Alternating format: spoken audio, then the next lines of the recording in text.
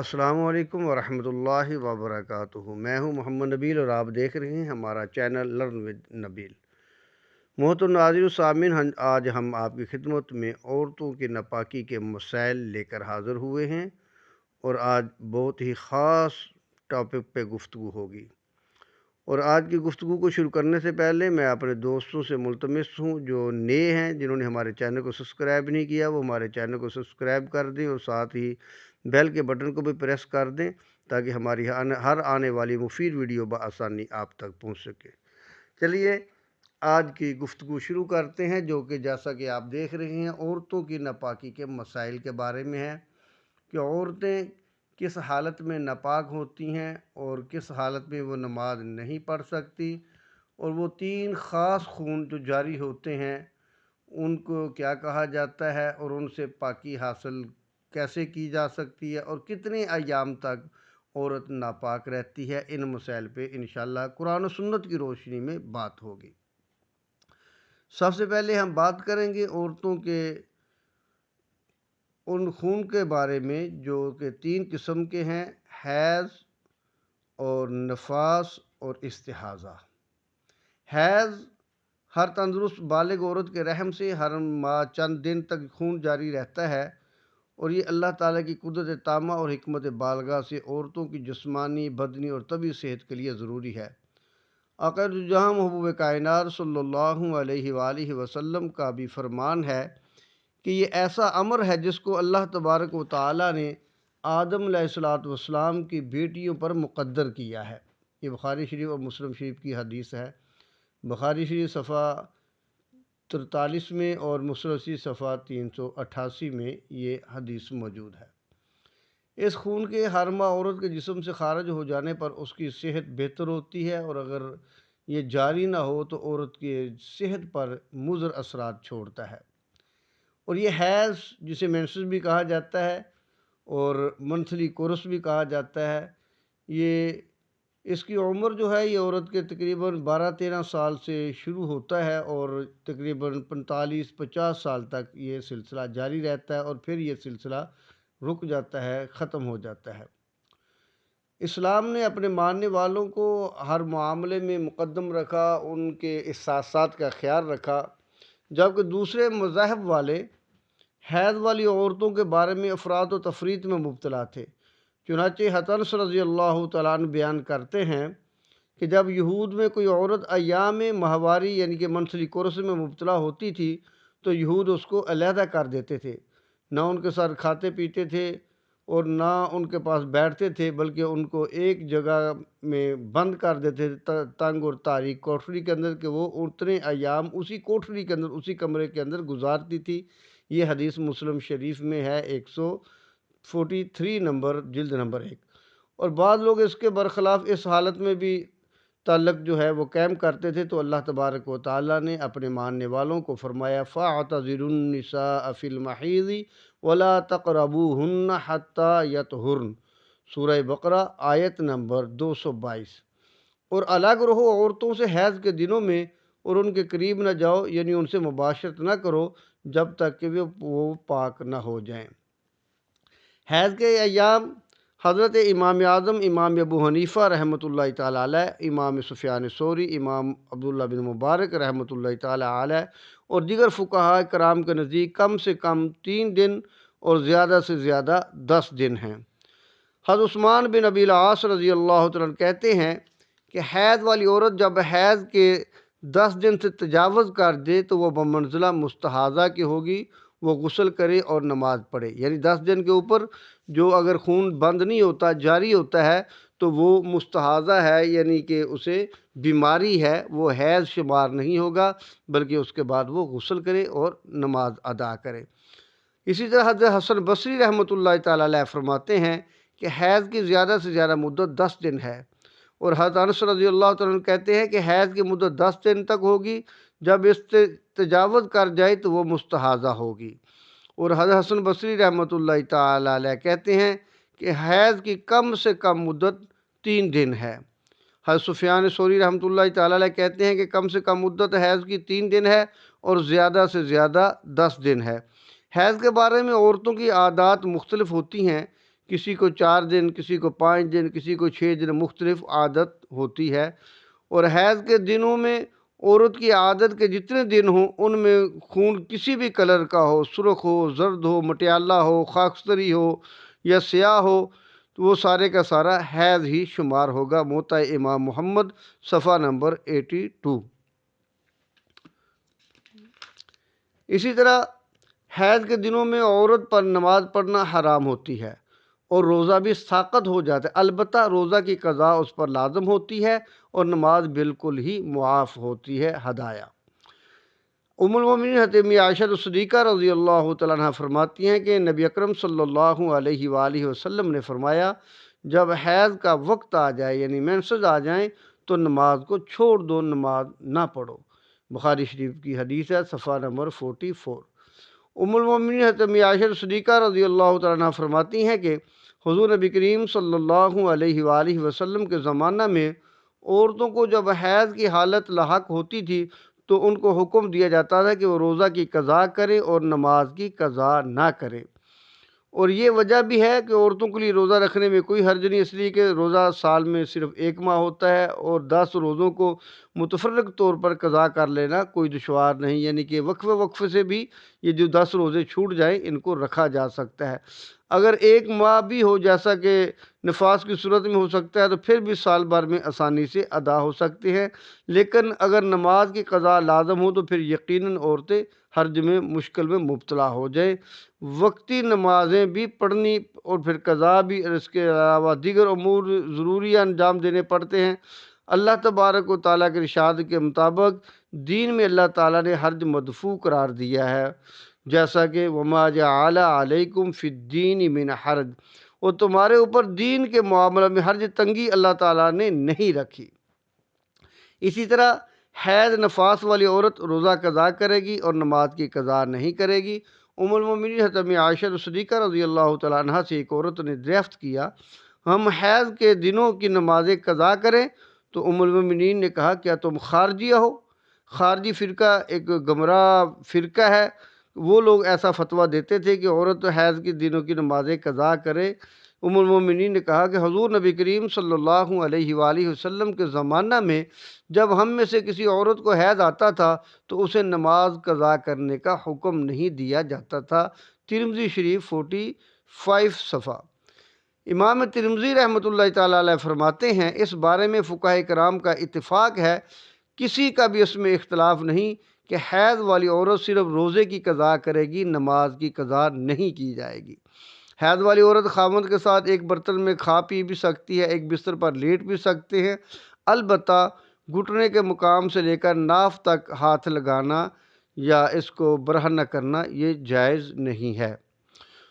ام المومنین حضرت عائشہ صدیقہ رضی اللہ تعالیٰ عنہ فرماتی ہے کہ جس برتن میں پیتی تھی حیض کی حالت میں تو نبی کریم صلی اللہ علیہ وسلم بھی اس برتن کو لے کر اسی مقام سے پانی پی لیتے تھے۔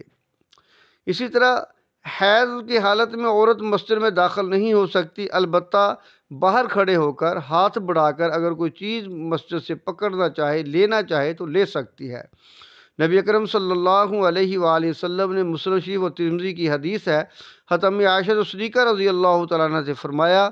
کہ مجھے جائے نماز یعنی کہ مصلی پکڑا دو۔ ام المومنین امی عائشہ صدیقہ رضی اللہ تعالیٰ عنہ نے عرض کیا کہ میں تو حیض کی حالت میں ہوں، تو آپ صلی اللہ علیہ وسلم نے فرمایا کہ حیض تمہارے ہاتھوں میں نہیں ہے، یعنی آپ ہاتھ بڑھا کر مجھے پکڑا دیجئے۔ اسی طرح جنبی آدمی جس پہ غسل فرض ہے، حیض اور نفاس والی عورت کا مسجد میں داخل ہونا ناجائز ہے، جائز نہیں ہے۔ ام المومنین حضرت عائشہ صدیقہ رضی اللہ تعالیٰ عنہ فرماتی ہیں کہ نبی اکرم صلی اللہ علیہ وآلہ وسلم نے فرمایا، میں حلال نہیں سمجھتا حیض والی عورت کے لیے اور جنابت والے کے لیے کہ وہ مسجد میں داخل ہو۔ اسی طرح حیض کی حالت میں اور نفاس والی عورت، نفاس کہتے ہیں اس خون کو جو بچے کی پیدائش کے بعد جاری ہوتا ہے، حیض اور نفاس والی عورت بیت اللہ شریف کا طواف بھی نہیں کر سکتی۔ ام المومنین حضرت عائشہ صدیقہ رضی اللہ تعالیٰ عنہ سے روایت ہے کہ نبی اکرم صلی اللہ علیہ وآلہ وسلم نے فرمایا، تم حیض کی حالت میں بیت اللہ کا طواف نہ کرو جب تک کہ تم پاک نہ ہو جاؤ۔ بخاری شریف اور مسلم شریف میں یہ حدیث موجود ہے۔ اسی طرح جنبی یعنی کہ جس پہ غسل فرض تھا، حیض اور نفاس والی عورت قرآن کریم کی تلاوت بھی نہیں کر سکتی۔ حضرت علی کرم اللہ وجہ فرماتے ہیں کہ نبی اکرم صلی اللہ علیہ وسلم ہم لوگوں کو ہر حال میں قرآن پاک پڑھنے کی اجازت دیتے تھے، جب تک کہ کوئی شخص جنبی یعنی کہ جس پہ غسل فرض ہو گیا جنابت کی حالت میں نہ ہو۔ حضرت عبداللہ بن عمر فرماتے ہیں کہ نبی اکرم صلی اللہ علیہ وآلہ وسلم نے فرمایا، جنابت والا اور حیض والی عورت قرآن پاک نہ پڑھے۔ جنبی اور حیض اور نفاس والی عورت اور وہ شخص جو بے وضو ہو، اس کے لیے قرآن کریم کو ہاتھ لگانا جائز نہیں ہے۔ ہاں، اگر کسی کپڑے کے ساتھ وہ پکڑنا چاہیں تو کپڑے کے ساتھ پکڑ سکتے ہیں، لیکن ڈائریکٹلی ہاتھ نہیں لگا سکتے، کیونکہ رب تبارک تعالیٰ نے فرمایا لا یمسہ الا المطہرون، قرآن پاک کو ہاتھ نہ لگائیں مگر پاک لوگ۔ حضرت حکیم بن حزام رضی اللہ عنہ فرماتے ہیں کہ نبی اکرم صلی اللہ علیہ وسلم نے فرمایا، تم نہ ہاتھ لگاؤ قرآن کو مگر ایسی حالت میں کہ تم پاک ہو۔ آگے ہے دوسرا جو خون عورت کو جاری ہوتا ہے، وہ ہے نفاس۔ نفاس وہ خون ہے جو عورت کو بچے کی پیدائش کے بعد جاری ہوتا ہے۔ اس خون کے ایام متعین نہیں ہے، کبھی جلدی بند ہو جاتا ہے، کبھی دیر سے، لیکن اس کی زیادہ سے زیادہ مدت 40 دن تک ہو سکتی ہے، اس سے زیادہ نہیں۔ اگر اس کے بعد بھی خون آئے تو وہ نفاس نہیں ہوگا بلکہ بیماری اور استحاضہ کا خون ہوگا۔ ام المومنین ام سلمہ رضی اللہ تعالیٰ کہتی ہیں کہ نفاس والی عورتیں حضور صلی اللہ علیہ وآلہ وسلم کے زمانہ میں بیٹھتی تھی 40 دن تک، یعنی کہ 40 دن تک زیادہ سے زیادہ وہ نفاس کی حالت میں رہتی تھی۔ حضرت جابر رضی اللہ تعالیٰ عنہ کہتے ہیں کہ نبی اکرم صلی اللہ علیہ وآلہ وسلم نے نفاس والی عورتوں کے لیے زیادہ سے زیادہ مدت نفاس 40 دن مقرر فرمائی ہے۔ نفاس والی عورت حیض والی عورت کی طرح روزہ کی قضا کرے گی، نماز کی قضا نہیں کرے گی۔ نبی اکرم صلی اللہ علیہ وآلہ وسلم نفاس والی عورت کو نفاس کی حالت میں نماز کی قضا کرنے کا حکم نہیں دیتے تھے۔ تیسرا خون ہے استحاضہ۔ یہ دراصل رحم کے اندر کسی باریک رگ کے پھٹ جانے سے جاری ہوتا ہے اور اکثر مسلسل ہوتا ہے اور کبھی وقفے کے ساتھ بھی ہوتا ہے۔ استحاضہ والی عورت جس کے ایام معلوم ہو، اس کا معاملہ تو آسان ہے، اسے معلوم ہوتا ہے کہ میرا کتنے دن تک مجھے جو ہے وہ اپنا حیض کا خون آتا ہے، اس کے لیے کوئی مسئلہ نہیں۔ پھر وہ جتنے دن اس کو خون آتا ہے وہ اپنے دنوں کا شمار کر کے اتنے دنوں کے بعد وہ غسل کرے گی، غسل کر کے نماز وغیرہ پڑھتی رہے گی۔ لیکن جو عورت بالغ ہوتے ہی استحاضہ میں مبتلا ہو جائے یا بعد میں استحاضہ میں مبتلا ہو جائے اور اس کو اپنے ایام یاد نہ رہے کہ کتنے دن تک مجھے خون آتا ہے حیض کا، تو اس کا شمار کرنا اس کے لیے مشکل ہو جائے۔ اور طہر کے دن کون سے ہیں؟ جن عورتوں میں حیض کی بے قاعدگی ہوتی ہے اور ان میں اس قسم کے عوارض پیدا ہو جاتے ہیں، اس لیے احادیث میں استحاضہ کے بارے میں 3 قسم کے احکام ملتے ہیں کہ عورت ایک دفعہ غسل کرے گی اور پھر ہر وقت نماز کے لیے جدید وضو کر کے نماز ادا کرے گی۔ ایسی عورت جس کو استحاضہ کی بیماری ہے کہ وہ جب اس کو محسوس ہو جائے کہ میرا جو ایام تھے حیض والے وہ ختم ہو گئے ہیں اور اب جو اس سے اوپر جو دن گزر رہے ہیں یہ میری بیماری ہے استحاضہ کی، تو وہ جب دن مکمل ہو جائیں تو غسل کرے گی اور اس سے نماز ادا کرے گی، باقی ہر نماز میں وہ وضو کر لے گی۔ اور دوسرا اس میں جو ہے حضرت ام سلمہ فرماتی ہیں کہ ایک عورت حضور نبی کریم صلی اللہ علیہ وسلم کے زمانہ میں مبتلا استحاضہ تھی، یعنی اس سے یہ بیماری تھی، تو ام المومنین ام سلمہ رضی اللہ تعالیٰ عنہ نے اس کے بارے میں نبی کریم صلی اللہ علیہ وآلہ وسلم سے فتویٰ طلب کیا، تو حضور نبی کریم صلی اللہ علیہ وسلم نے فرمایا وہ عورت دیکھ لے ان ایام کو جن میں اسے حیض آتا تھا ہر مہینے میں اس عارضہ کے لاحق ہونے سے پہلے، تو اتنے دنوں ہر مہینے میں نماز ترک کر دے، پھر غسل کرے اور اگر خون بہتا ہوا بھی ہو تو کپڑا باندھ لے اور پھر نماز پڑھتی رہے۔ اور ان ایام میں جن میں اسے حیض آتا تھا نماز ترک کر دے، پھر ایک دفعہ غسل کرے اور ہر نماز کے وقت وضو کرے اور روزہ رکھے اور نماز ادا کرے۔ نبی اکرم صلی اللہ علیہ وسلم کا یہ فرمان ترمذی صفحہ 44 میں اور ابو داؤد صفحہ 37 میں موجود ہے۔ اسی طرح ایسی عورت اپنے مقررہ ایام میں حیض میں نماز ترک کر دے، پھر ایک دفعہ غسل کرے اور پھر ہر نماز پر تازہ وضو کر کے نماز ادا کرے۔ اسی طرح مسئلہ ہے کہ مسلسل خون جاری ہو اور ایام حیض بھی معلوم نہ ہو تو ایسی عورت ہر نماز کے لیے غسل کرے۔ یہ بھی احتیاط بطور احتیاط کہا ہے، ورنہ جبکہ پیچھے عرض کیا تھا کہ ایک دفعہ وہ غسل کر لے اور ہر نماز کے وقت پھر وہ وضو کر کے، تازہ وضو کر کے وہ اپنا نماز ادا کرے۔ اگر وقفہ وقفہ سے خون جاری ہوتا ہے اور ایام بھی معلوم نہ ہوں تو ایسی عورت کے بارے میں علماء نے یوں بھی لکھا ہے کہ وہ ظہر اور عصر کی نماز کو ایک وضو کے ساتھ، ایک غسل کے ساتھ پڑھے، اور مغرب اور عشاء کی نماز کو ایک غسل کے ساتھ پڑھے، جیسا کہ حدیث میں بھی موجود ہے۔ تو محترم ناظرین و سامعین، یہ آج کی ویڈیو بہت ہی خاص ویڈیو ہے، اور یہ بہت ہی خاص مسائل ہیں جن کا ہر مسلمان عورت کو معلوم ہونا ضروری ہے۔ اس میں یہ بھی ہے کہ استحاضہ والی عورت کا حکم وہ نہیں جو حیض اور نفاس والی عورت کا ہے، کیونکہ جب وہ استحاضہ میں بیماری میں مبتلا ہوگی تو اب وہ غسل کے بعد نماز بھی پڑھ سکتی ہے، قرآن پاک کو چھو بھی سکتی ہے، مسجد میں داخل ہو سکتی ہے، روزہ رکھ سکتی ہے، اور خامند کے ساتھ بھی مل سکتی ہے۔ اس کے لیے کوئی بھی ممانعت نہیں ہے، کوئی بھی گناہ والی بات نہیں ہے، کیونکہ وہ بیماری کی حالت میں ہے۔ جو حیض کا مسئلہ تھا یا نفاس کا تھا وہ اس کا بند ہو گیا، آگے اس کے بیماری کے ایام چل رہے ہیں، تو غسل کے بعد وہ سارے کام کر سکتی ہے، نماز، روزہ، زکوٰۃ، نماز روزے کے معاملات، قرآن پاک کو چھونے کے معاملات، سارے معاملات وہ اس بیماری میں کرے گی، جیسا کہ پہلے میں عرض کر چکا ہوں کہ ہر نماز کے وقت وہ ہے ایک تازہ وضو کرے اور نماز کو وہ اسی حالت میں ادا کر سکتی ہے۔ ام المومنین سیدہ عائشہ صدیقہ رضی اللہ تعالیٰ عنہ سے روایت ہے کہ حضرت فاطمہ بنت ابی حبیش رضی اللہ تعالیٰ عنہ نبی اکرم صلی اللہ علیہ وسلم کی خدمت میں حاضر ہوئیں اور عرض کیا، حضرت میں ایک ایسی عورت ہوں کہ استحاضہ میں مبتلا ہوں اور کبھی میں پاک نہیں ہوتی، ہر وقت خون جاری رہتا ہے، تو کیا میں نماز چھوڑ دوں؟ تو نبی کریم صلی اللہ علیہ وآلہ وسلم نے فرمایا کہ نہیں، یہ کسی رگ کے پھٹ جانے سے خون بہتا ہے اور یہ حیض نہیں ہے۔ جب تمہارے حیض کے دن آ جائیں تو نماز ترک کر دو، جب وہ دن چلے جائیں تو غسل کرو اور پھر نماز ادا کرو۔ یہ بخاری شریف اور مسلم شریف کی حدیث ہے۔ تو یہ ایک بہت ہی علمی ٹاپک میں آپ کی خدمت میں لے کر حاضر ہوا ہوں، اور آپ کو میں چاہتا ہوں کہ تمام میرے دوست اسے زیادہ سے زیادہ شیئر کریں تاکہ ہر مسلمان تک جو ہے یہ ویڈیو پہنچ سکے، اور ہماری جو مسلمان خواتین ہیں وہ اس کو سماعت فرمائیں اور ان مسائل کو جو ہے وہ اپنے ذہن میں بٹھائیں، اور بار بار جو ہے ایسی ویڈیو کو